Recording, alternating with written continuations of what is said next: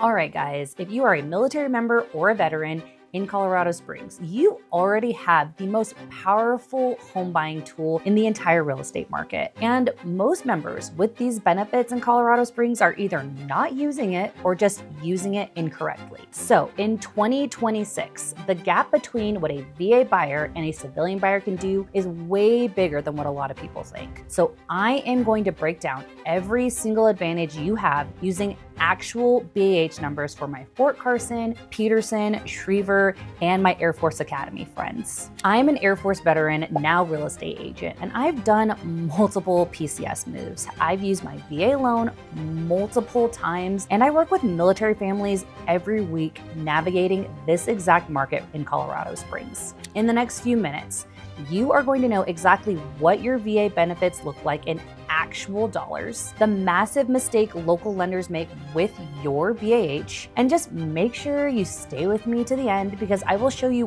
one hidden loophole that can save you over $12,000 at closing. Let's set the financial foundation before we get into the details. The 2026 conforming loan limit for El Paso County just hit $832,000. That number is basically the max dollar amount a home loan can be for the government to still want to back it. It went up from $766,000 in 2024. So that's like a $66,000 jump in your purchasing ceiling in under like 2 years. However, for anyone with a VA benefit, there is no cap. You can buy any house you want while putting 100% down. But I will say a monthly mortgage payment on a high-end home with 0% down can be extremely pricey. I'm talking easily $6,000 or more a month if you don't put any sort of money down, which I'm not gonna lie, some people can totally afford that. But I know I don't make that kind of money. Luckily, the median home prices in Colorado Springs right now is sitting between $450,000 to $485,000, which means you have some serious room to work with, especially if you're in that $350,000 range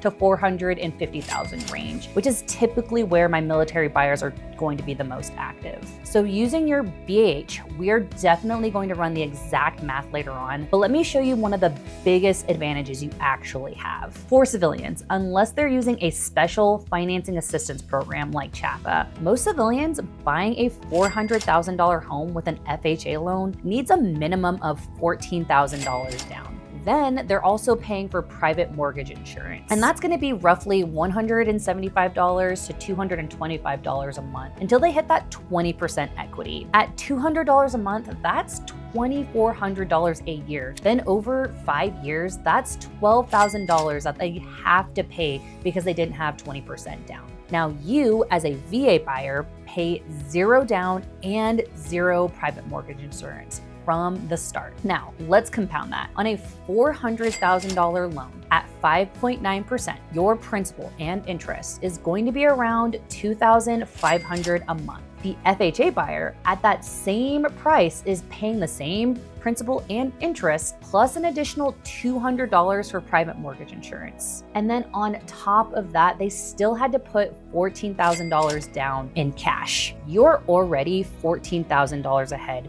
before you make your first mortgage payment. That's not a small chunk of change. For my junior enlisted families on a tight PCS budget, that can be a truck payment, emergency fund, new furniture fund, or just, your first 3 months of utilities in any sort of new state. Now, here's where most VA buyers fall short. And it's not the loan itself, it's what happens at the lender's desk. This is something I really want to foot stomp because it's one of the most frustrating things military families have to experience. BAH is non-taxable. And because it's non-taxable, some lenders don't know how to count it properly when they're building your qualifying income. Here is the rule. A competent VA lender will gross up your BAH by about 25% to account for that tax advantage. That means if your BAH is $2,300 a month as an E5 with dependents at Fort Carson, a lender who knows VA loans will treat it that as $2,900 in qualifying income. A lender who doesn't know this though either counts it at face value,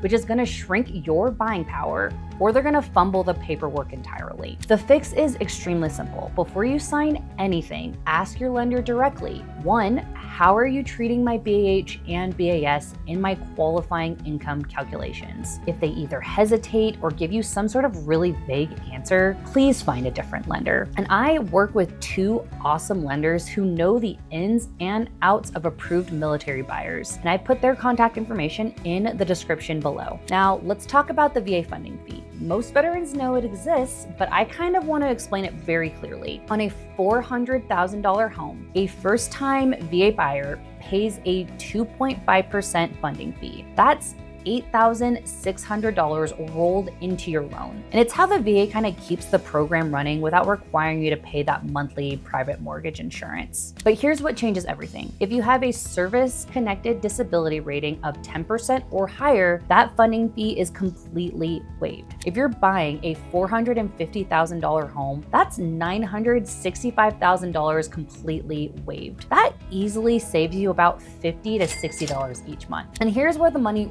really compounds. If you don't have that waiver and you roll that $8,600 fee into your loan, you're paying interest on it for 30 years. At 5.9% interest, that fee doesn't actually cost you $8,000. It's gonna cost you anywhere around $19,000 over the entire life of the loan. So if you have a disability rating, even just 10%, make sure your lender knows about it from day one. Pull your certificate of eligibility and look for that exemption status, and just make sure you aren't accidentally paying for a fee you're legally exempt from. If you need your certificate of eligibility, you can easily pull it from the va.gov website under the housing assistance. And even if you don't have a disability rating, there's still one advantage in your VA loan that I want my military buyers in Colorado Springs to know about. And it's the one that could make your home the most attractive listing when you go to sell it in 5 years. Your VA loan is assumable by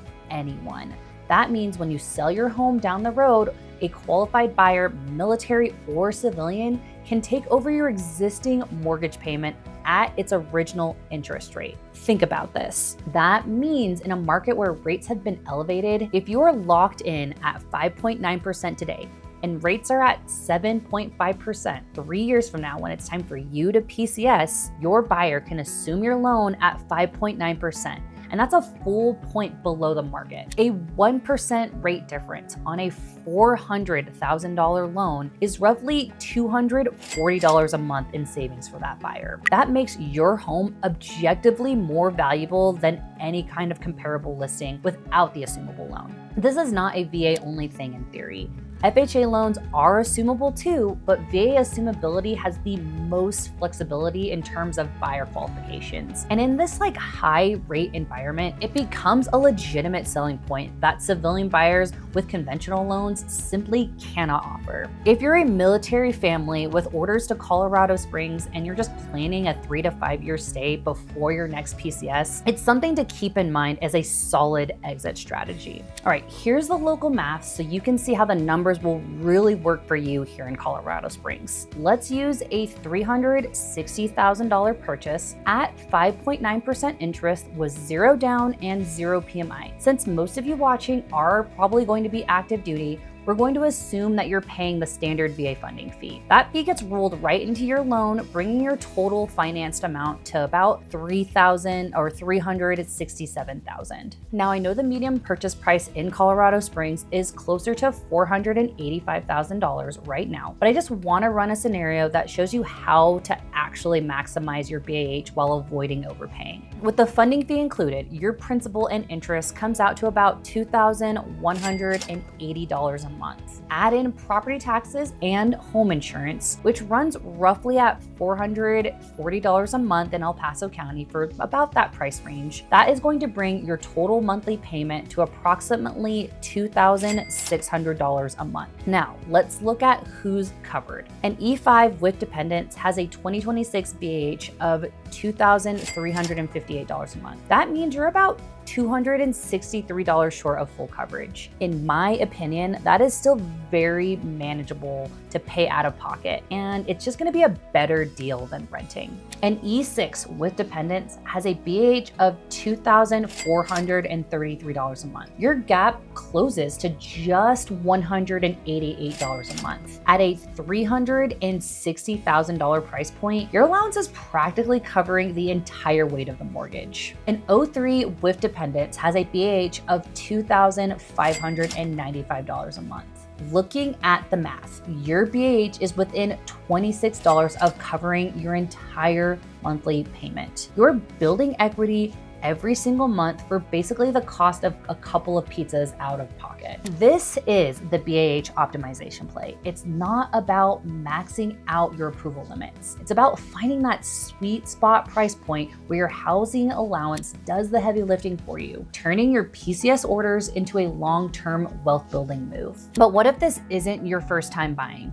or you've already used your VA loan before? I know this situation can cause a ton of confusion. Let me kill this myth right now. Your VA loan benefit is not a one-time use tool. You can use it multiple times. First, you can actually have 2 VA loans active at the same time. Once you sell a property or pay off that loan, your entitlement is fully restored at 100%, so total clean slate. You can repeat this cycle over and over again. Here's how this plays out for an active duty family PCSing to Colorado Springs. If you bought a home at your last duty station and you still have that loan, maybe you're just renting out that property, you can use what's called a bonus or tier 2 entitlement. Depending on how much benefit you have left over and the 2026 loan limits here in El Paso County, you might still qualify for a brand new home here in the Springs without having to put a single dollar down. Your key document is your certificate of eligibility. It tells you exactly where your entitlements stand. And the nice part is your lender can pull this for you within like less than 2 minutes. But of course, you should review a copy yourself just to make sure it's totally accurate before you get to the closing table. Now, if you want to hold on to your first house as a rental property, but also want to avoid like the partial entitlement limits on your next purchase, here is the ultimate wealth building strategy. You can refinance that first home into a conventional loan. The second that conventional loan pays off the old VA mortgage, your VA benefit is completely freed up. Your entitlement is going to be fully restored, giving you maximum zero down buying power at your next primary residence. But you need to be careful with this specific technique. The VA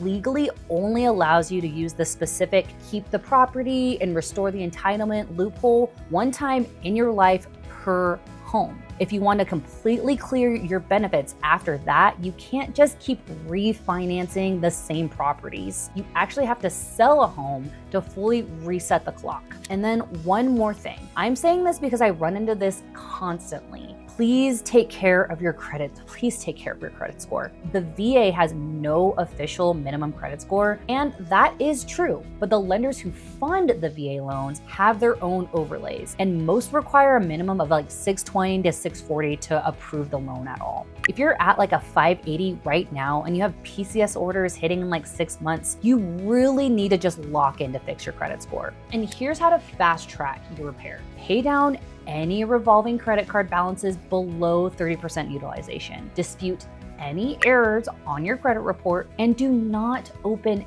any new credit cards or auto loans in the 90 days before you submit your VA application. Every hard inquiry can knock 5 to 10 points off of your credit report temporarily. 6 months of intentional credit work can move you from 580 to 640. That is the main difference between an approval and a denial. So if you're looking to buy, here are my 5 recommended steps to complete.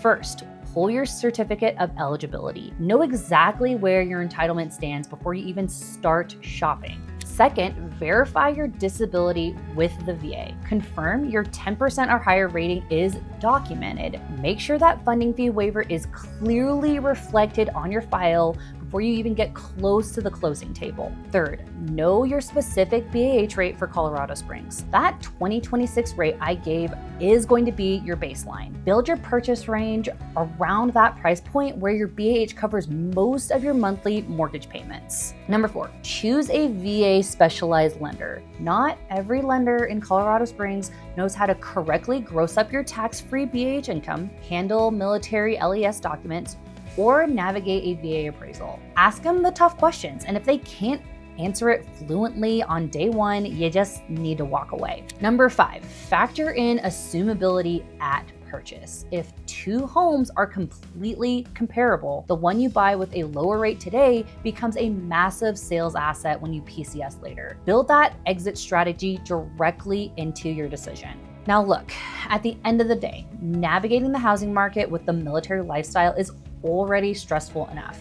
You don't need that clunky lending process making it even more difficult. The VA loan can be a massive tool when you line it up correctly with your BAH. In my opinion, it becomes one of the absolute best ways to set yourself up financially while you're stationed here in Colorado Springs. The math is there, the data is there, and now you have the exact steps you need to take to just make it happen. I really do hope this breakdown gives you a lot more confidence going to your next move. If you have any questions about specific neighborhoods, current rates, or just want to run the math on a house you found online, just let me know. I love helping people start their vivid lives here in Colorado Springs. And if you are a first-time homebuyer, check out this playlist right here. This is where I give you some tips and tricks on navigating the Colorado Springs housing market.